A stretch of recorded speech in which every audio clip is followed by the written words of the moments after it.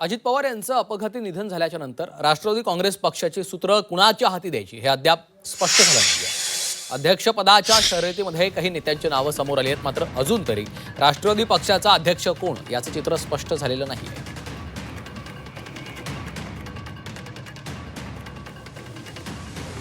राष्ट्रवादीमध्ये अध्यक्षपदाची निवड कशी होते ते देखील समजून घेऊयात ग्राफिकच्या माध्यमातून. राष्ट्रवादीच्या घटनेतील कलम 20 नुसार अध्यक्षांची निवडणूक होते. केंद्रीय निवडणूक प्राधिकरणाकडून निवडणूक घेतली जाते. पक्षातील कोणतेही 10 अधिकृत प्रतिनिधी उमेदवार होऊ शकतात. एनसीपी विधिमंडळ पक्षातनं निवडलेल्या 5% सदस्यांना मतदानाचा अधिकार असतो. एकच उमेदवार असेल तर अध्यक्षांची बिनविरोध निवड होते. 2 किंवा अधिक उमेदवार असतील तर गुप्त पद्धतीनं मतदान घेतलं जातं. 2 उमेदवारांचं एक मत अशी मतदानाची रचना असते.